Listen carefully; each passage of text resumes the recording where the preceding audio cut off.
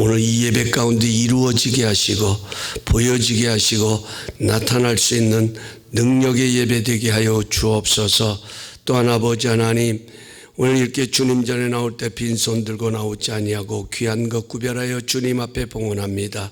이 예물에 담겨 있는 우리의 믿음, 또 우리의 헌신, 우리의 수고의 땀을 연락하여 주시어서 이 예물이 주님께 기쁨이 되게 하여 주시고 사용되어질 때마다 때를 따라 도우시는 하나님의 은혜 또한 우리의 모든 성도님들의 범사에 함께하여 주시어서 그 어떤 상황도 선이 되게 하시고 생명이 되게 하시고 간증이 되게 하시고 찬송이 되게 하시는 그 하나님의 역사심을 경험할 수 있도록 은혜의 은혜를 더하여 주옵소서. 말씀을 대언하는 부족한 종 하나님 능력의 장중에 붙잡아 주시고 사람의 말 전하지 않게 하시고 살아계신 하나님의 세미한 음성을 증거하고 전달할 수 있는 메신저로 쓰임받게 하여 주옵시고 성령님의 감화 감동하심이 우리의 성도님들 가운데 충만함을 이루게 하여 주옵소서. 오늘 이 모든 예배 시종일관을 우리 성령 하나님께 온전히 의탁하옵고 예수님의 이름으로 감사하며 축복하며 기도하옵나이다. 아멘. 지난번 우리 한국을 방문했을 때에 고속도로 휴게소를 통해서 얻은 깨달음이 있었습니다.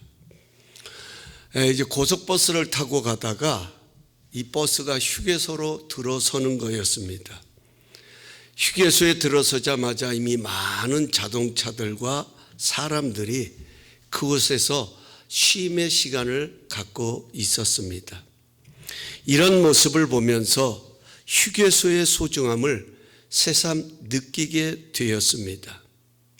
휴게소는 열심히 달리던 차가 잠시 멈춰 숨 고르기를 하는 곳입니다. 남은 거리를 끝까지 안전하게 달리기 위해 기름도 넣고 차량 정비도 하는 곳이 바로 휴게소입니다.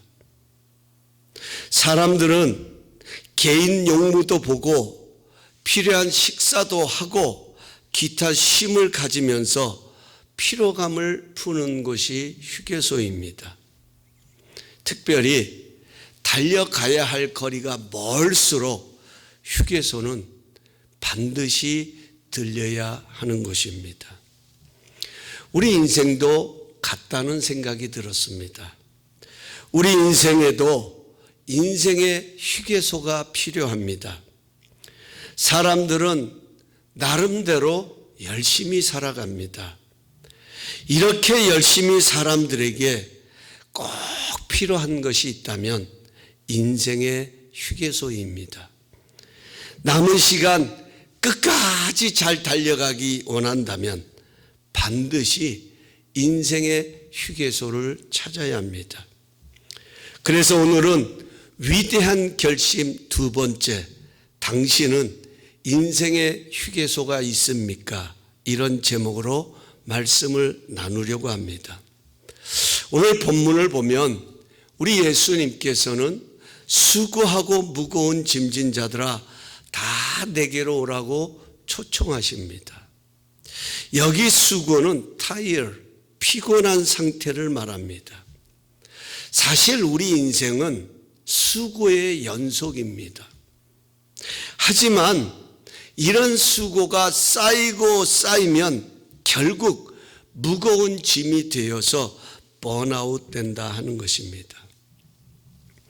저는 우리 예수님께서 수고하고 무거운 짐진 자들아 다 내게로 오라고 초대하시는 이 구절을 읽으면서 제 안에 자리 잡는 참 귀한 위로가 있었습니다.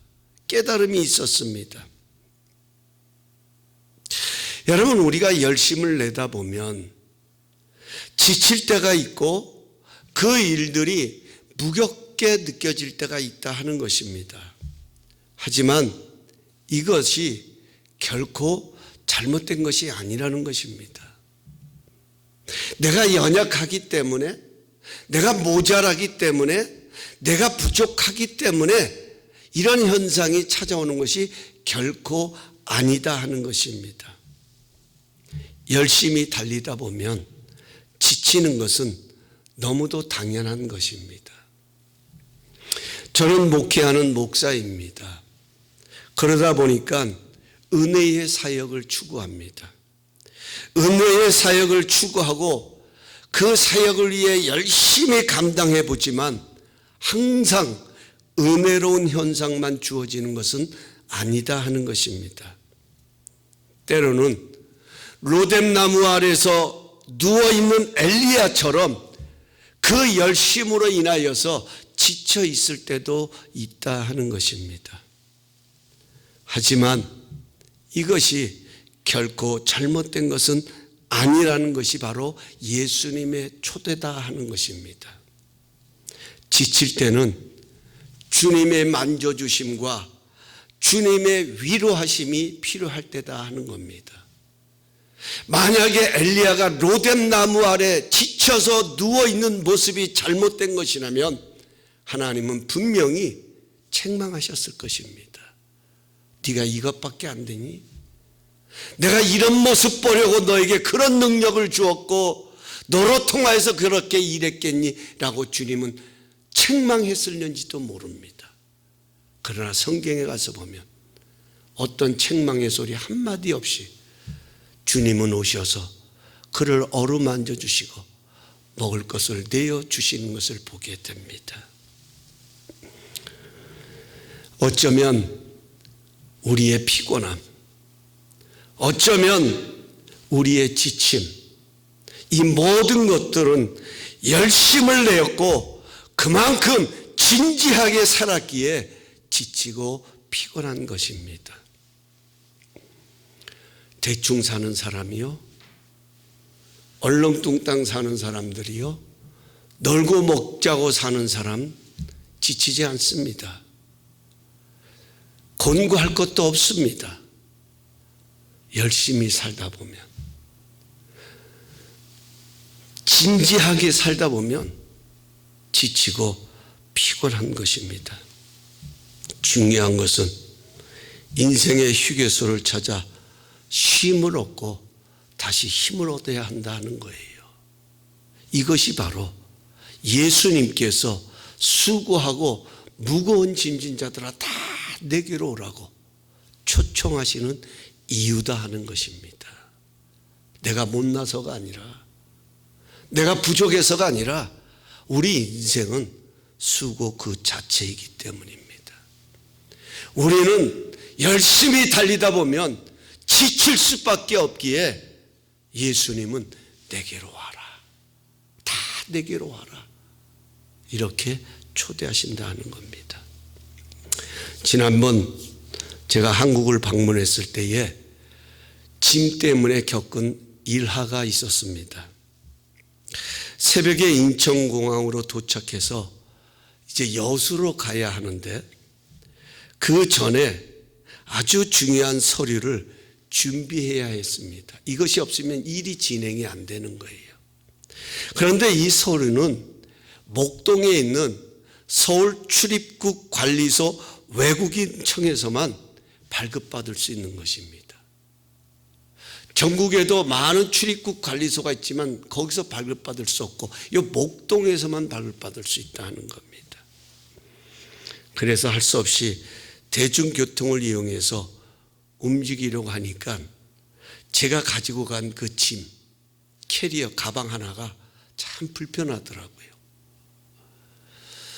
물론 택시 한번 타고 가면 된다라고 생각할 수 있을는지 몰라도 그 새벽에 택시 요금이 더 비싸요. 그 새벽은 이렇게 체증에게 요금이 더 붙잖아요. 그러니까 이렇게 한번 찍어본 게 6만 원인가 얼마가 나오더라고.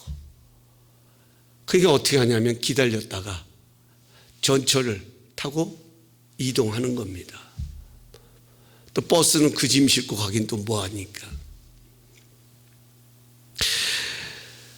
그런데 여러분, 이 캐리어가 참 불편하잖아요. 요거 좀 없었으면 좋겠다 하지만 이걸 없앨 수 없는 이유 중에 하나는 이 가방 안에는 제가 여행하는 동안에 써야 할 저의 옷이라든지 또 필요한 품목들이 다 들어 있습니다. 그러니까 이거는 버릴래야 버릴 수도 없고 어떻게 처리할 수도 없어요. 하지만 이렇게 나에게 소중하고 꼭 있어야 할 것들이지만 내가 피곤하니까요. 내 육체적으로도 피곤하고 그렇게 푹 잠을 이루지 못하고 지치다 보니까 이거 너무 참 신기한 거는 시간이 가면 갈수록 똑같은 무게일 텐데 더 무겁게 느껴진다는 거예요.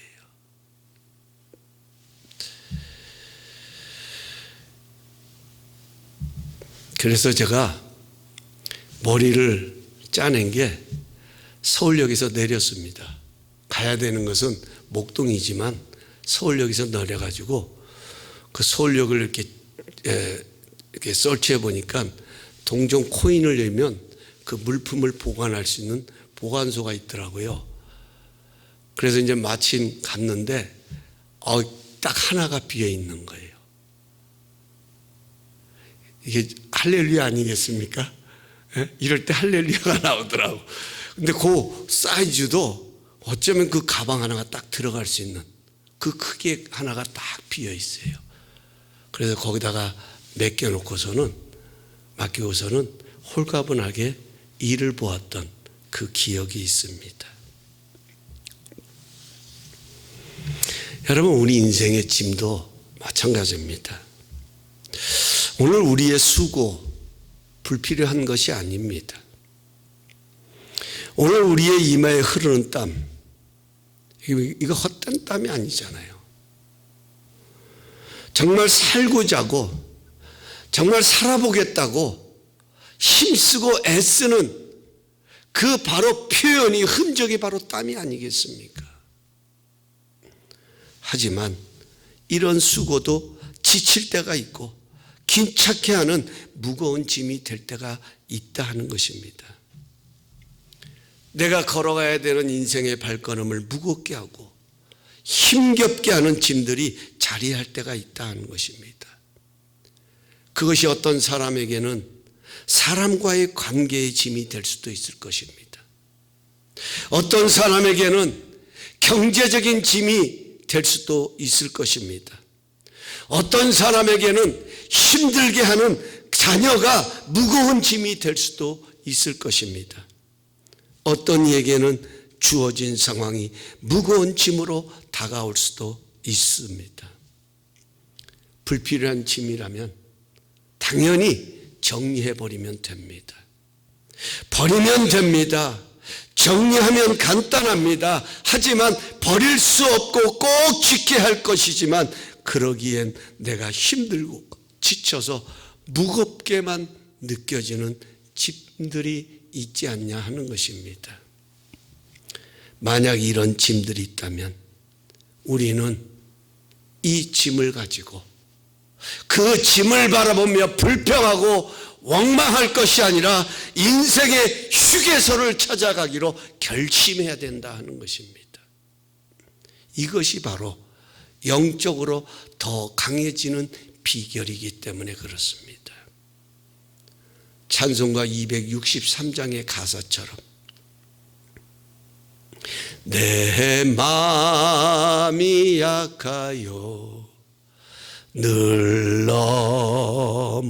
넘어지오니 주 예수 힘주사 굳세게 하소서. 주의 은혜로 대속하여서 피와 같이 붉은 죄 능같이 이겠네. 여러분, 이 찬양의 가사처럼 맞습니다. 내 마음이 약해서 내가 의지가 없는 것이 아니라 내가 잘해보고 싶은 마음이 없는 것이 아니라 잘해보고 싶지만 잘 이루고 하고 싶지만 내 마음이 때로는 너무나도 힘들고 지치고 연약해서 늘 넘어지지만 주 예수 힘주사 굳세게 하소서. 여러분, 이것이 이 세상을 승리하며 살아가는 우리 그리스도인들의 삶이 아니겠냐 하는 것입니다. 주님이 힘주시면 더 잘 달릴 수 있는 거예요. 그렇게 무겁게만 느껴졌던 그 짐도 주님이 힘주시면 넉넉히 얼마든지 끝까지 달려갈 수 있다 하는 것입니다. 예수님은 왜 내게로 오라고, come to me, 왜 나에게 오라고 초대하셨을까요? 여기 가서 보면 수고하고 무거운 짐진 자들아 다 내게로 오라. 그 다음에 뭐라고 말씀하십니까? 내가 너희를 쉬게 하리라. I will give you rest. I'll give you rest. 내가 너희에게 쉼을 줄 것이다. 주겠다. I will. 주님의 의지예요. 주님의 의지.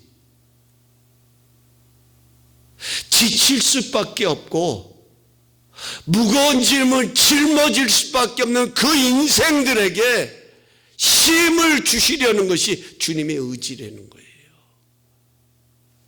그래서 오라는 거예요. 내게 와라. 내게 와라. 오해하면 안 됩니다. 예수님은요, 무거운 짐을 없어주시겠다고 오라고 초청하신 것이 아니에요. 내게 오면 너 그 무거운 짐 없어질 거야, 이렇게 말씀하지 않으셨습니다. 너 수고 없어질 거야. 너 편안하게 갈 거야. 네 인생 달라질 거야. 그러니까 나에게 와. 이 이야기 아닙니다, 여러분. 우리는 착각하면 안 돼요. 여러분, 여기 수고라고 하는 것은요, 하나님께서 인생들에게 주신 십자가입니다. 이 세상에 수고 없는 인생이 어디 있습니까? 놀고 먹는 그저 그냥 흥청망청하는 인생 빼놓고 정말 제대로 살아가는 인생 치고 수고로이 없이 살아가는 인생이 어디 있냐는 거예요. 땀 흘리지 않는 인생이 어디 있고, 뭔가 뜻을 둔 인생 치고 무거운 짐이 없는 인생이 어디 있냐는 거예요. 여러분, 창세기 3장 16절을 보면 내가 수고로이 자녀를 낳을 것이라고 말씀하십니다. 뭐라고요? 수고로이 자녀를 낳을 것이다. 여러분, 자녀는 하나님이 주신, 인생들에게 주신 번성의 복입니다. 네. 그런데 그 번성의 복도요, 수고로이 낳는데 수고가 따라야 된다 하는 겁니다. 또 창세기 3장 17절을 보면 내 평생에 수고하여야 내 소산을 먹을 것이다. 여러분, 하나님이 이 만물을 창조하시고 제일 먼저 하신 게 뭐냐면, 너는 이 땅을 정복하고 다스리고 번성함의 축복을 주셨잖아요. 이 모든 만물이 너희를 위하여 주었다라고 하나님이 축복하셨잖아요. 하지만 뭐라고 말씀하시냐면 내 평생에 수고하여야 이 소산을 먹을 것이다. 창세기 4장 12절은 이렇게 말씀합니다. 하나님이 나를 수고한 땅에서 번성하게 하셨다. 여러분, 짐이 없는 인생 없습니다.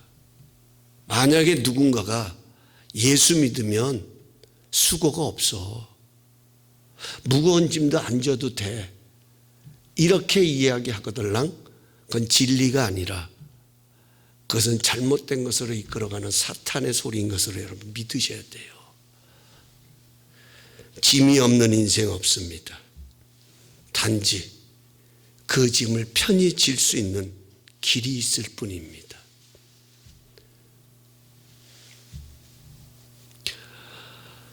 만약에 수고 없이 얻을 수 있는 것들이 있다면 우리 예수님도 굳이 십자가 지시지 않으셔도 됐을 것 같아요.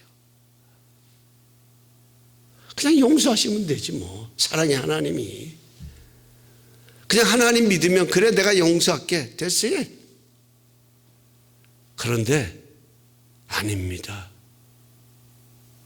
그 용서의 반드시 전제 조건이 뭐예요? 십자가야. 씻김을 받는, 죄사함을 주는 그 능력의 십자가의 희생이 있어야 되는 거예요. 그 값을 지불해야 돼요.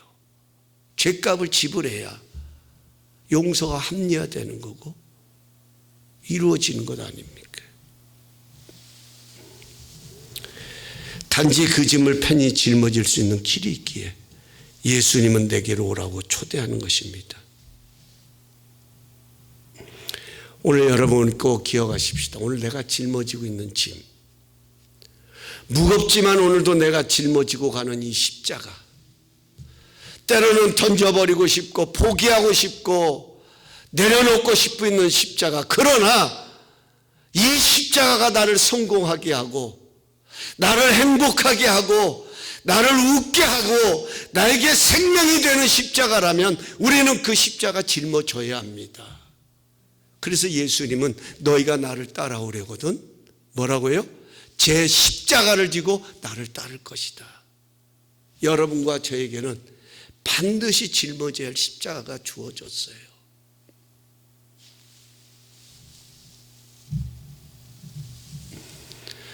나를 행복하게 하고 성공하게 하는 짐이라면 기꺼이 짊어져야 합니다. 하지만 너무 무겁게 힘든 것이 아니겠습니까?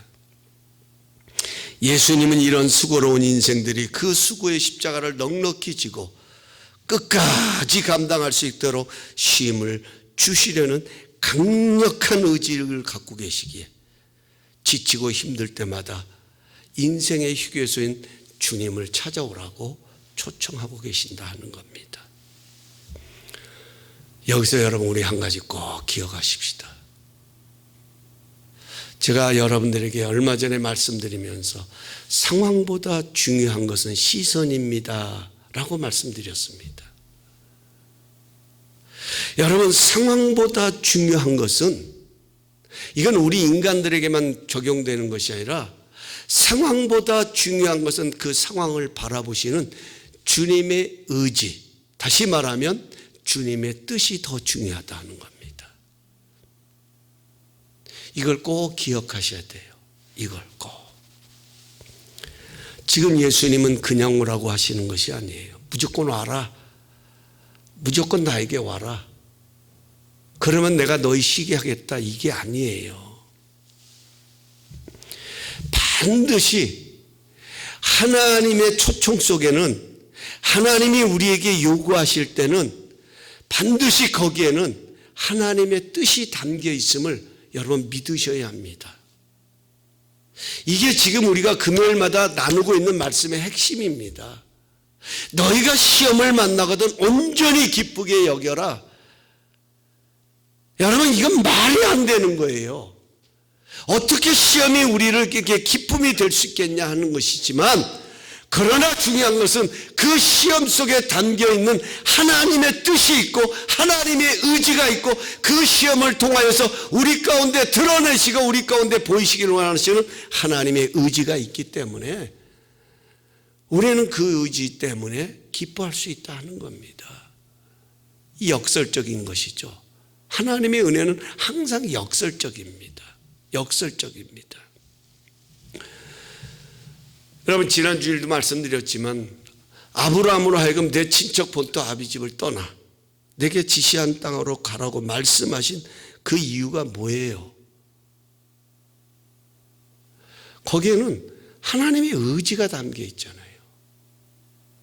하나님이 이루시고자 하는, 그 생애를 통해서 하나님이 펼치시고자 하는 하나님의 뜻이 있잖아요. 그가 잘났고 못났고 그가 어떤 인물인가 이게 중요한 게 아니라 그 인생 그 자체로 하나님께서 이루시기를 원하시는, 그 인생을 통해서 하나님이 드러내시기를 원하시는 하나님의 의지와 뜻이 담겨 있었다. 그래서 하나님의 섭리가 중요한 겁니다. 그 의지가 뭐예요? 아브라함을 통해서 복의 근원이 되게 하시는 거예요. 내가 너로 인하여 모든 민족이 복을 얻을 것이다. 너를 축복하는 자에게 내가 복을 내리고 너를 저주하는 자에게 내가 저주하느니 너는 복의 근원이 될지라. 너는 복이 될지라. 아브라함을 복 자체로 하나님은 보신 거예요.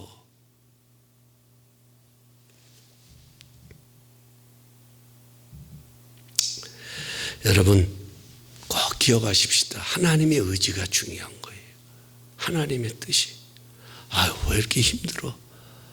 왜 하나님이 나를 이렇게 어렵게 하실까? 왜 나에게 이런 고통을 주실까? 하나님은 왜 내 삶 속에 좀 이런 모습은 안 보시고 맨 이런 문제들만 보여주실까? 당연히 우리는 이런 질문이 자리할 수 있지요. 당연한 겁니다. 그 질문은. 하지만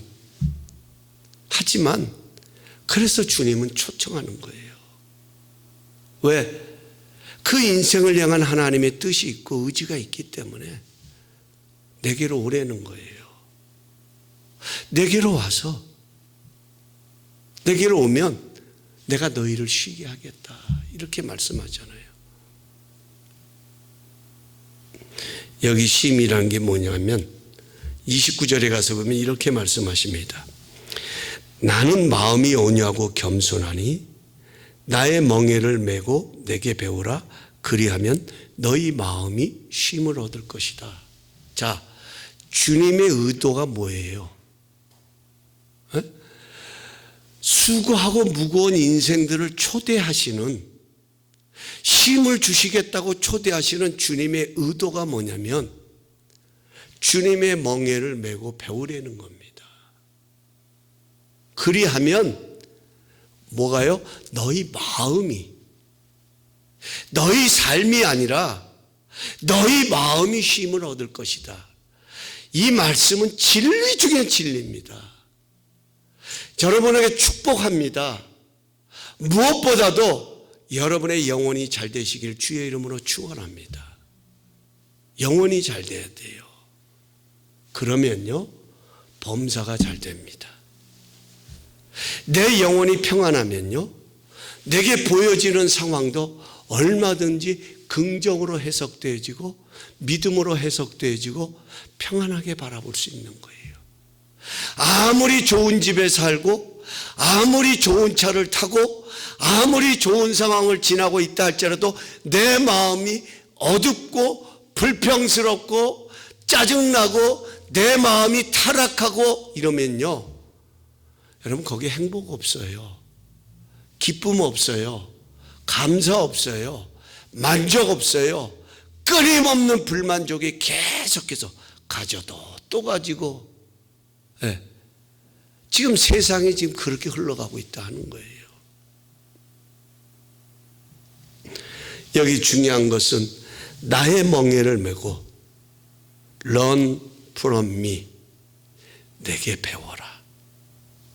그리하면 너희 마음도 평안히 자리할 것이고, 그리하면 너희 영혼도 무겁고 어려웠던 그 짐조차도 너에게 넉넉히 짊어질 수 있는 그런 쉼을 얻을 것이다.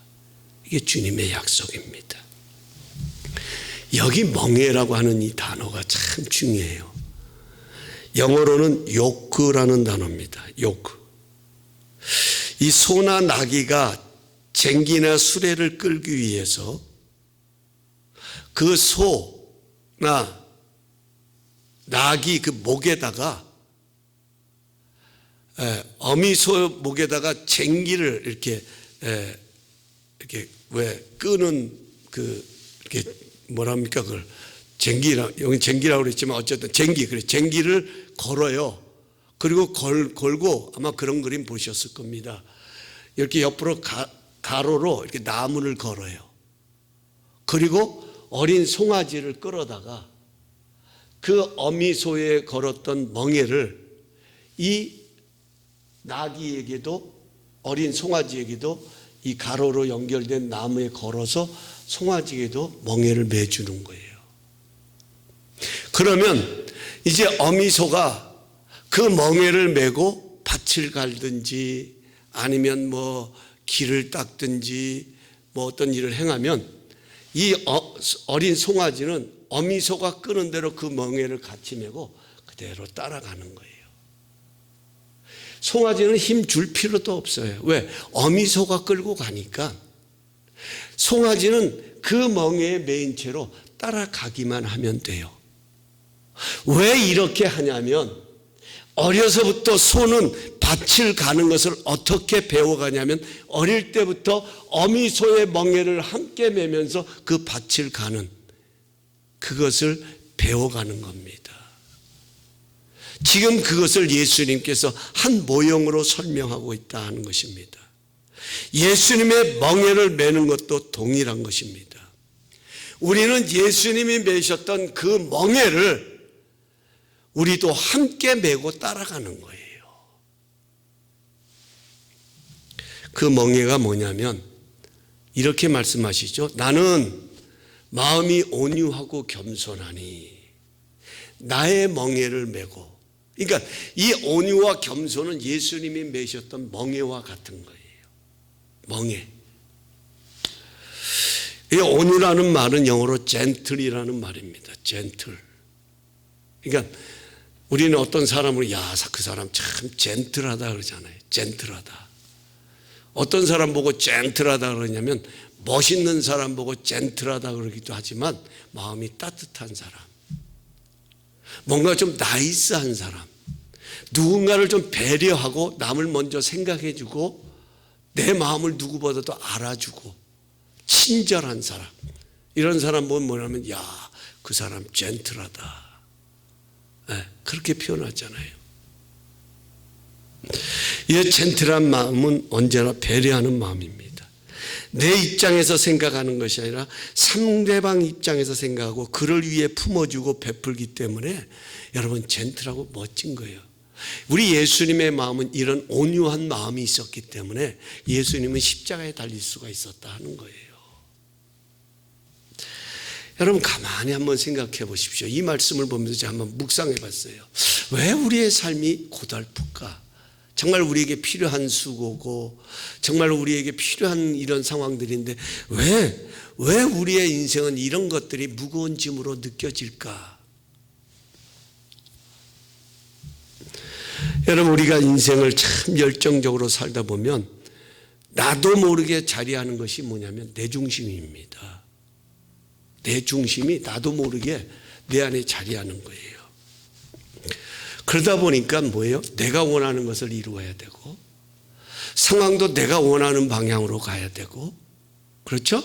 내가 원하는 대로 상대방이 움직여줘야 되고, 내 남편도 내가 원하는 스타일의 남편이 돼야 되고, 내 아내도 내가 원하는 대로 잘 해줘야 그 아내가 진짜 나를 사랑하는 것처럼 느껴지고, 여기 계신 분들은 빼놓고 다 우리 교회 성도님들이 다 희생적이시고 헌신적이시고 온유하신 분들이기 때문에 제가 당당하게 이렇게 말하지만 저 바깥에 나가면 다 자기에게 맞춰져 있는 거예요.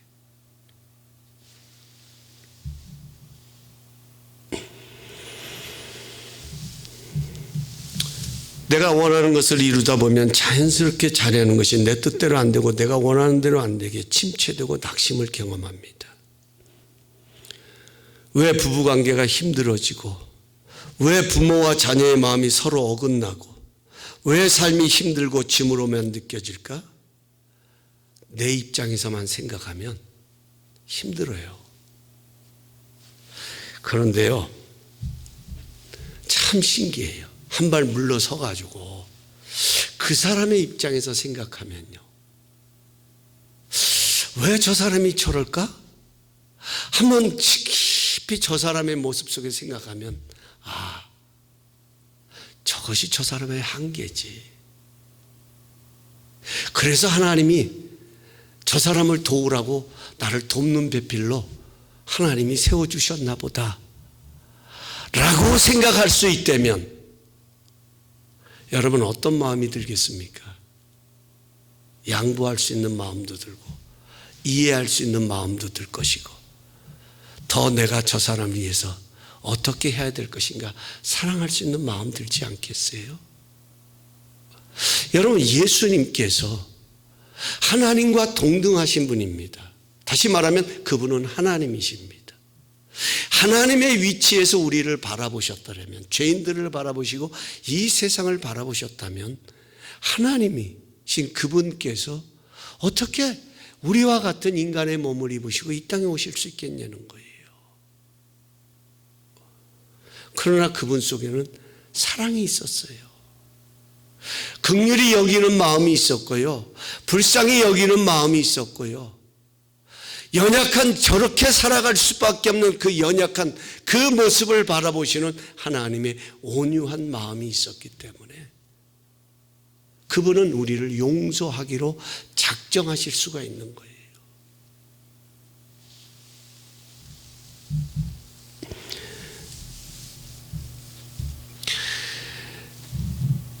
여러분 우리가 어떤 관계이든 간에 상대방 입장에서 생각하고 그 상황을 이해하고 맞추려고 하다 보면 거기서부터 관계가 새롭게 정리됩니다. 중요한 것은 이런 온유함은 그냥 형성되는 게 아니에요. 저절로 만들어지는 것도 아니고 좋은 책을 많이 읽었다고 해서 만들어지는 것도 아닙니다. 예수님의 온유함에 멍에를 메고 배워야 한다 하는 거예요. 배워야 한다. 배우는 게 뭔지 여러분 아시죠? 네. 제 아내가 요즘 중국말을 배우고 있습니다. 어느 날 2층에 딱 아래층 내려가서 보면 뭐 전화기를 딱 펼쳐놓고서는 뭐라고 하냐 중얼중얼대요. 뭐 하는가 보면 중국어를 지금 배우고 있더라고요. 그래서 저한테 갑자기 뜬금없이 중국말을 하면 내가 알아듣습니까? 못 알아듣죠? 그게 뭐야? 그러면 이런 거라고. 여러분 배움의 가장 중요한 것은 반복입니다. 반복하는 거예요. 계속해서 같은 말을 또 해보고 같은 언어를 또 사용해보고 이걸 반복하면서 배워가듯이 우리의 삶도 힘들 때마다 지칠 때마다 주님께로 나가 그분의 온유함의 멍에를 메고 계속해서 배우는 거예요. 반복하는 거예요. 이럴 때 주님은 어떻게 하셨을까? 이럴 때 주님은 어떤 모습이었는가? 이것을 보고 배우면요 그 주님의 온유함이 내 성품으로 내 안에 자리하게 되고 배이게 된다 하는 것입니다. 마음에 여유가 있고 평온함이 자리하는 것입니다. 뿐만 아니라 우리 주님의 마음은 험블, 겸손한 마음이었습니다. 빌립보서 2장 5절 8절은 이렇게 말씀하죠. 너희 안에 이 마음을 품으라 곧 그리스도 예수의 마음이니 그는 근본 하나님의 본체시나 하나님과 동등됨을 취할 것으로 여기지 아니하시고 오히려 자기를 비워 종의 형체를 가지사 사람들과 같이 되셨고 사람의 모양으로 나타나사 자기를 낮추시고 죽기까지 복종하셨으니 곧 십자가의 죽음이시라. 우리가 본받아야 할 예수님의 마음은 겸손의 마음이라는 거예요. 예를 들면 이런 이야기예요. 우리 예수님께서 살아가셨던 이 땅에서 3년 반의 공생애를 사시면서 그분이 사셨던 그 인생의 삶을 들여다보면 여러분 우리 예수님의 생애가 쉬운 것이 있었나요? 그분은 하나님이세요. 하나님의 아들로 오셨지만 그 예수님의 3년 반의 공생애를 보면 정말로 쉬운 것이 하나도 없었습니다. 다 예수님을 대적합니다. 하나님의 아들로 인정하지 않습니다. 오히려 대적합니다. 어찌 보면 하루도 편한 날이 없습니다.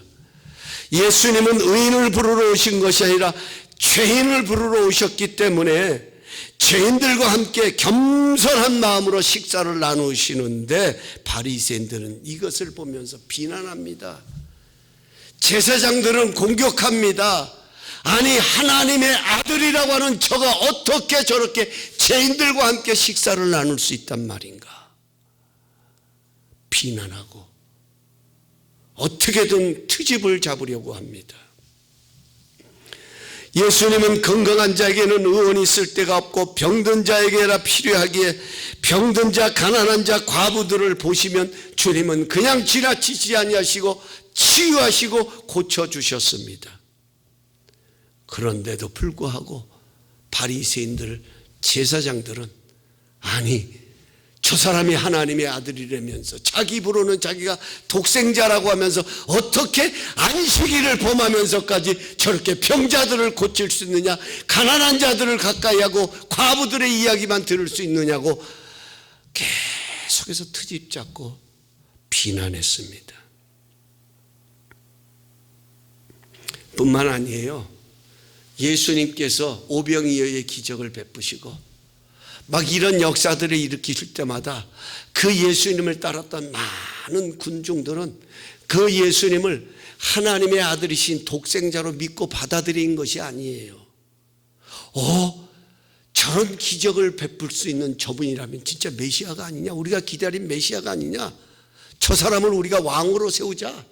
그래야면 우리가 로마의 이 제압에서도 풀려날 것이고 우리나라도 되찾을 수 있을 것이고 우리가 국민다운 그런 권리도 찾을 수 있을 것이다. 그래서 왕으로 세우려고 막 그냥 혈안이 되기도 했다 하는 이야기입니다. 여러분, 한마디로 우리 예수님의 일상을 오늘 우리식으로 표현한다면 스트레스 그 자체입니다. 모든 것이 스트레스입니다. 피곤 그 자체입니다. 예수님은 그 말 그대로 스트레스에 묻혀 살아갈 수밖에 없습니다.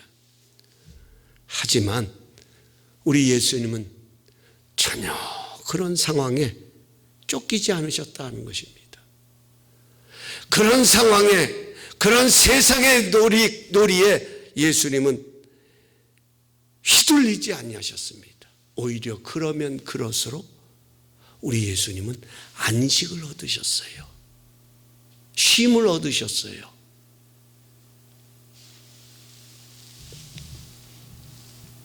그래서 요한복음 15장 11절에 아주 유명한 말씀 있죠. 예수님은 이렇게 말씀하십니다. 오히려 내가 이것을 너희에게 이름은 내 기쁨이 너희 안에 있어 너희 기쁨을 충만하게 하려 함이니라. 이제 다음 주일날 우리가 함께 나눌 건데요.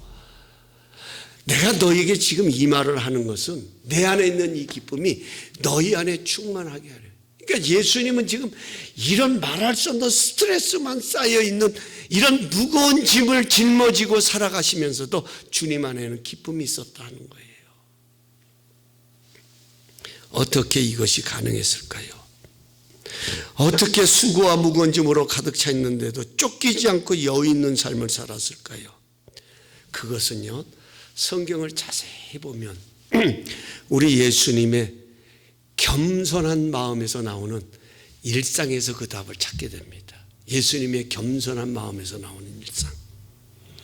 우리 예수님의 겸손한 마음은 무엇이냐면 누가복음 5장 16절에 가서 보면 예수님은 물러가사 한적한 곳에서 기도하셨다. 또 새벽 미명에 한적한 곳을 찾아 기도하셨다. 이런 구절들이 많이 나옵니다. 한적한 곳을 찾으셨다.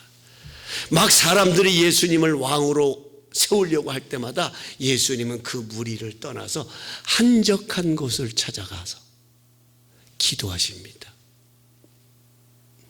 여러분, 여기 한적한 곳을 찾았다는 것은 잠시 그 상황에서 물러났다라는 거예요. 그 상황을 피했다라는 거예요. 의도적으로 그 상황에서 잠시 물러난 것입니다. 이것은 그 상황을 피하거나 스스로 고립되게 하신 것이 아니라 하나님 아버지와 독대하는 시간을 갖기 위해서 잠시 일상을 멈추고 한적한 곳을 찾으셨다는 겁니다.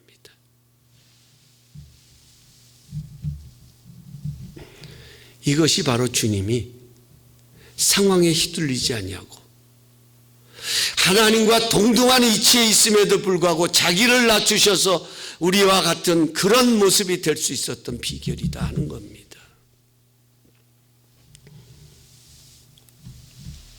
우리의 수고는 필요한 수고입니다. 하지만 지치고 무거운 짐으로 자리할 때마다 우리는 겸손한 마음으로 하나님께 나가 그분이 주시는 힘과 능력을 공급받을 때에 상황에 휘둘리지 않고 그 상황을 넉넉히 평안함으로 감당할 수 있다 하는 것입니다. 오늘 우리에게 필요한 것은 예수님처럼 겸손한 마음으로 인생의 휴게소인 예수님께 나가 그분의 멍에를 메고 배워야 합니다. 예수님이 그렇게 하셨던 것처럼, 겸손하게 그렇게 하셨던 것처럼 잠시 멈추셔서 한적한 곳을 찾으셔서 그 자리를 비키셔서 주님께로 나가, 하나님께로 나가 하나님의 음성의 귀를 들으셨던 것처럼, 기울이셨던 것처럼 내가 듣고 싶은 소리가 아니라 내가 보고 싶은 것을 잠시 멈추고 그분이 들려주시는 음성에 귀를 기울여야 한다 하는 것입니다. 여기 안식일이라는 단어, 우리 성경에 안식이라는 단어는 샤베스라는 단어인데요, 헬라어로. 히브리어는 샤바트라는, 이 히브리에서 나온 게 샤베스라는 단어입니다. 이 샤바트의 단어의 뜻은 뭐냐면 그치다, 멈추다라는 뜻이에요. 그러니까 안식일은 하던 일을 멈추는 날이에요. 그치는 날이에요. 여러분, 멈춤과 멈추는 것이, 다시 말하면 멈추는 것이 안식과 쉼의 시작이다 하는 거예요. 그래서 하나님께서 안식일을 허락하시는 것은 우리에게 쉼을 주시기 위해서 안식일을 주셨거든요. 여러분, 안식의 쉼의 시작은 멈추는 거다. 멈출 줄 모르고 달리기만 한다면 여러분, 피곤은 더해지는 거고 안식과 쉼은 결코 얻을 수가 없다 하는 것입니다. 무엇을 멈춰야 할 것인가? 이것은 우리 사람들마다 다릅니다. 다 똑같지가 않습니다. 하지만 분명한 것은 무엇을 멈춰야 할지는 다 다르겠지만 분명한 한 가지는 우리는 주님의 온유함과 겸손한 마음을 배워야 한다는 것입니다. 그 멈춤을 통해서. 그럴 때 우리 마음이 예수님처럼 쉼을 얻게 된다는 것입니다. 어떤 상황에도 흔들리지 않는 평온이 찾아온다 하는 것입니다. 이제 말씀을 맺으면서 이렇게 질문을 드리면서 말씀을 끝내려고 합니다. 오늘도 수고하고 무거운 짐을 짊어지고 살아가는 우리 사랑하는 성도 여러분, 여러분에게는 인생의 휴게소가 있습니까? 지금은 그 인생의 휴게소로 나가야 할 시간이 아닐까요? 혹이라도 너무 성급함에 빨리 이 수고를 벗어나고 싶다는 그런 욕심에 휴게소를 그냥 지나치고 있는 것은 아닌지요. 이번 한 주간 우리 인생의 휴게소를 찾는 한 주간이 되었으면 좋겠습니다. 이번 한 주간 온유하고 겸손한 예수님의 마음을 본받아 우리도 그 멍에를 메고 함께 그 길을 걸을 때 마음에 쉼을 주시는 예수님의 평안이 우리 안에 넘쳐나는 그런 시간이 될 수 있기를 간절히 기도합니다. 이 시간 이제 이 말씀을 되새기면서 우리 성찬식을 가지려고 합니다. 제가 먼저 말씀 보고 성찬을 나누도록 하겠습니다.